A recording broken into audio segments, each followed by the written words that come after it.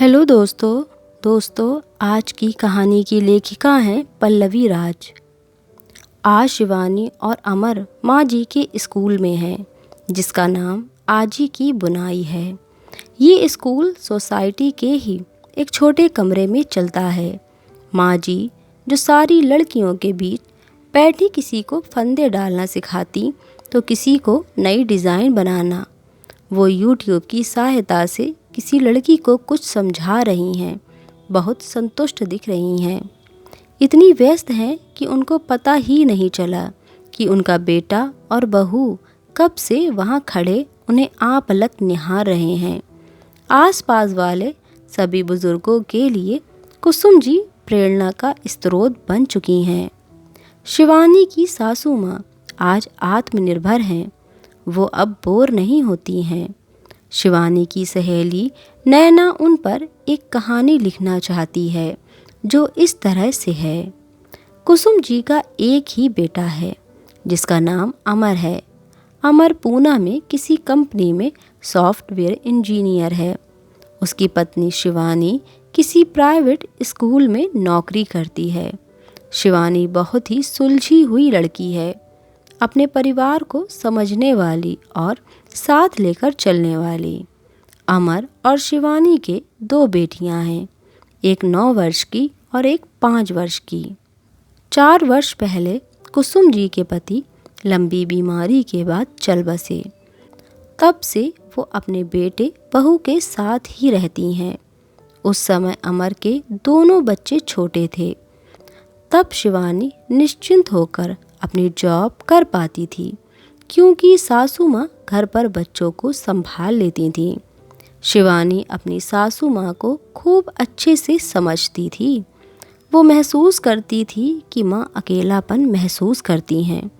शिवानी बहाने से सासू माँ को कहीं ना कहीं व्यस्त रखने की कोशिश करती थी। कभी उन्हें सब्जी छीलने का काम देती, कभी उनसे रसोई में उनके पसंद का खाना बनाने को कहती, कभी शाम को बच्चों के साथ पार्क भेज देती। शाम को 6 बजे रोज़ मंदिर भेज देती। वहाँ भजन संध्या में उनको आनंद आता। वहाँ उनकी सहेलियाँ भी बन गई थीं। सासू माँ बहुत सुंदर स्वेटर बनाती थीं। उन्हें शौक़ था स्वेटर बनाने का। जाड़े में कहीं ना कहीं से खबर आ जाती कि आप इस बार स्वेटर बना देना। वो खुशी खुशी बना देती। अमर गुस्सा होता था कि मेरी माँ से काम ना करवाया करो।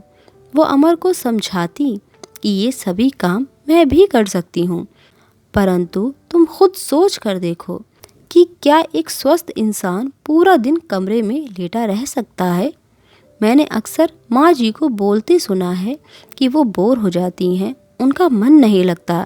मैं उनको व्यस्त रखने की कोशिश करती हूँ जिससे कई लाभ होंगे, जैसे कि उनको ये एहसास भी सुख देगा कि आज भी इस घर को उनकी ज़रूरत है। तुमने देखा नहीं, जब हम सब उनके बनाए खाने की तारीफ़ करते हैं तब कैसे बच्चों समान वो खुश हो जाती हैं। धीरे धीरे बच्चे बड़े होने लगे थे। अब वो अपनी पढ़ाई, डांस, स्पोर्ट्स, गेम्स में व्यस्त होने लगे। कुसुम जी का अकेलापन बढ़ने लगा। शिवानी कुसुम जी की व्यथा समझ रही थी। उसे समझ नहीं आ रहा था कि आखिर वो क्या करे, माँ खुश हो जाए और उनका मन भी लगे। एक दिन शिवानी ने देखा कि माँ जी रोज़ काम वाली बाई की बेटी कमला को स्वेटर बुनना सिखाती हैं। बस उसको कुछ आइडिया आ गया। शिवानी की गर्मियों की छुट्टी आने वाली थी। उसने सोच लिया था इस बार वो माँ जी के अकेलेपन को दूर करने का उपाय ढूंढ ही लेगी। आज शिवानी भी माँ जी के साथ पार्क में गई। माँ जी ने देखा कि पार्क में उनकी काम वाली बाई की बेटी कमला और उसकी सहेलियाँ उनका इंतज़ार कर रही हैं। वो आश्चर्य से शिवानी की ओर देखने लगीं। शिवानी ने हंसते हुए कहा, माँ जी, आपको इन 5 लड़कियों को स्वेटर बुनना सिखाना है। ऊन और सिलाई कमला का भाई लेकर आएगा, जिसके पैसे मैं दूंगी। ये लड़कियां बिना किसी शुल्क के आपसे स्वेटर बुनना सीखेंगी। मैं आपके लिए ऐप बनाऊंगी जिस पर वो स्वेटर बेचे जाएंगे और हर लड़की को उसके हाथ का स्वेटर बिकने पर 300 रुपये दिए जाएंगे। लड़कियां ये सुनकर बहुत खुश थीं। इस तरह उनको बुनाई भी आ जाएगी और कमाई भी हो जाएगी। वो माँ जी से बोलने लगी, आजी आप हमें बुनाई सिखाओगे ना? माँ जी शिवानी की तरफ देखने लगीं। आज उनकी आंखों में खुशी के आंसू थे, पर थोड़ा सा घबरा रही थीं। मैंने उनका हाथ पकड़ते हुए कहा, आप हाँ कीजिए, मैं आपके साथ हूँ। घर पर अमर बहुत गुस्सा हुए कि मेरी माँ पार्क में जाकर स्वेटर बुनना नहीं सिखाएंगी। मैं कुछ बोलती इससे पहले माँ ने कहा, नहीं बेटा, मैं बहू से सहमत हूँ, मैं भी ये काम करना चाहती हूँ। फिर माँ जी ने मुस्कुराते हुए मुझसे कहा, शिवानी बस तुम मुझे ऐप चलाना सिखा देना। मैं माँ जी के गले लग गई। तभी कुसुम जी ने अचानक शिवानी और अमर को वहाँ देखा और तुरंत अपने पास बुला लिया। अमर माँ के आत्मविश्वास को देखकर भाव विभोर हो गया। तब माँ जी मेरी सहेली नैना को बताने लगी कि आज 6 महीने बाद मेरे पास लगभग 20 लड़कियाँ बुनाई सीखने आती हैं। पूरा दिन मैं बुने हुए स्वेटरों का ऐप पर बेचने का काम करती हूँ और शाम को 2 घंटे के लिए यहाँ आ जाती हूँ।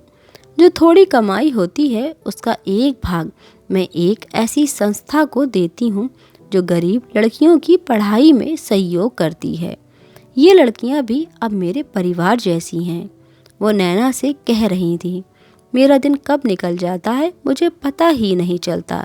इस उम्र में आत्मनिर्भर होना और अपने आप को व्यस्त रखने में जो सुख है वो कहीं नहीं। भगवान शिवानी जैसी बहू सबको दे। तभी किसी ने अपनी आजी को आवाज़ लगाई। माँ जी वापस लड़कियों के बीच चली गईं। दोस्तों, हम सभी को जीवन के इस पड़ाव में प्रवेश करना ही है। इस उम्र की सबसे बड़ी परेशानी अकेलापन है। मेरा अनुभव यही कहता है कि अपने स्वास्थ्य को देखते हुए अपनी पसंद, सुविधाओं और आवश्यकताओं के अनुसार अपने आप को कहीं ना कहीं व्यस्त ज़रूर रखें। इससे हम अपने आप की मदद ज़रूर कर पाएंगे।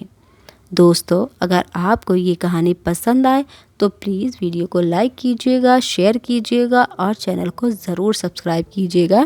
Thanks for watching.